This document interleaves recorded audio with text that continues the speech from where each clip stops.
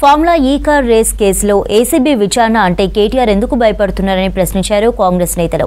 ACB ఎన్నోసార్లు నోటీసులు ఇచ్చినా విచారణకు ఎందుకు వెళ్లడం లేదన్నారు. తప్పు చేయకుంటే ఏసీబీ ఎదుట విచారణకు హాజరు కావాలని డిమాండ్ చేశారు నేతలు. ఈ కేసులో కేటీఆర్ జైలుకెళ్లడం ఖాయమన్నారు కాంగ్రెస్ లీడర్స్.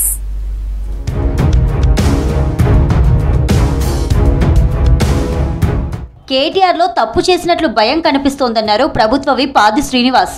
జగిత్యాల జిల్లా ఖతలాపూర్ మండల కేంద్రంలో లబ్ధిదారులకు కళ్యాణ లక్ష్మి, షాదీ ముబారక్, సీఎంఆర్ఎఫ్ చెక్కుల పంపిణీ కార్యక్రమంలో ఆయన పాల్గొన్నారు.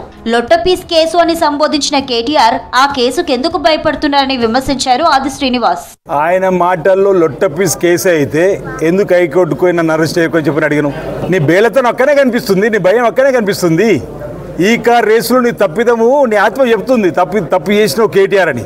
నిజంగానే ఆయనపై కక్ష సాధింపు చేయాలనుకుంటే ఈ లొట్టపీస్ కేసు పెట్టి పంపాలని మాకు ఆలోచన ఉంటే ఎవరు చెప్పకుండా రాత్రి అరెస్ట్ చేసేవాళ్ళమే. ఈ ప్రభుత్వం అలా చేయలే.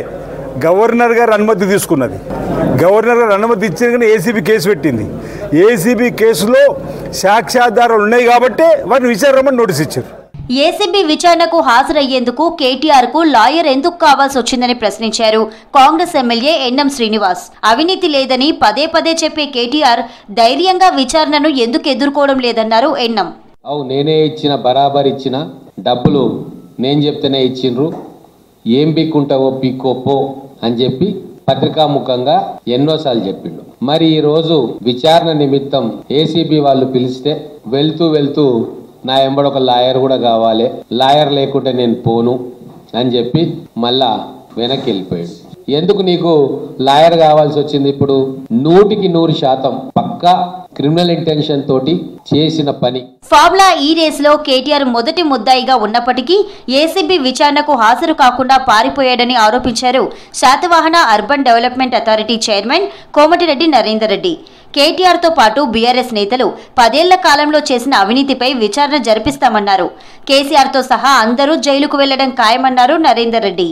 ఫార్ములా ఈ కార్ రేసులో నెంబర్ 1 ముద్దాయిగా ఉన్నటువంటి కేటీఆర్ విచారణకు వచ్చి నాకు అడ్వకేట్ లేకపోతే నేను లోపల రాలేను, నేను వాస్తవాలు చెప్తానేమో అనే భయం కొద్దీ పారిపోయినటువంటి కేటీ రామారావు, ప్రభుత్వం మీద ఆరోపణలు చేస్తున్నటువంటి కేటీ రామారావు సిగ్గుండాలే. విధానాలు ఖరారు కాకముందే కట్టింగ్ చేస్తారని ఇట్లా పడితే అట్లా ఏది పడుతుందో మా ముఖ్యమంత్రి రేవంత్ రెడ్డి మీద మాట్లాడుతూ ఉన్నావు.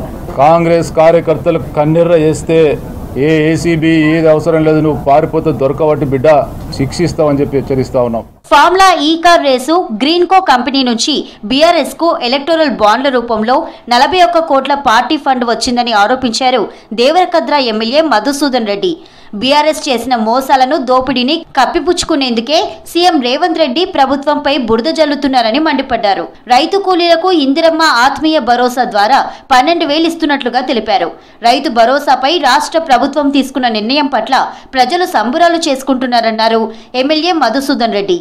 కేటీఆర్, నువ్వు చేసిన తప్పులు ఒకటి కాదు. ఈరోజు ఫార్ములా ఈ కేసు విషయంలో నువ్వు తీసుకున్న నిర్ణయం వల్ల రాష్ట్ర ప్రభుత్వానికి పెద్ద ఎత్తున నష్టం జరిగింది. ఈరోజు గ్రీన్కో అనే కంపెనీకి నీవు లబ్ధి చేకూర్చడం వల్లనే గ్రీన్కో కంపెనీ వాళ్ళు ఎలక్టోరల్ బాండ్ల రూపకంగా దాదాపు 41 కోట్ల రూపాయలు మీ పార్టీకి విరాళంగా ఇచ్చిన విషయం కూడా మా దగ్గర ఉంది. ఫార్ములా ఈ కార్ రేస్ కేసులో తప్పు జరగకుంటే ఏసీబీ విచారణకు కేటీఆర్ హాజరు కావాలని డిమాండ్ చేశారు కాంగ్రెస్ నేతలు.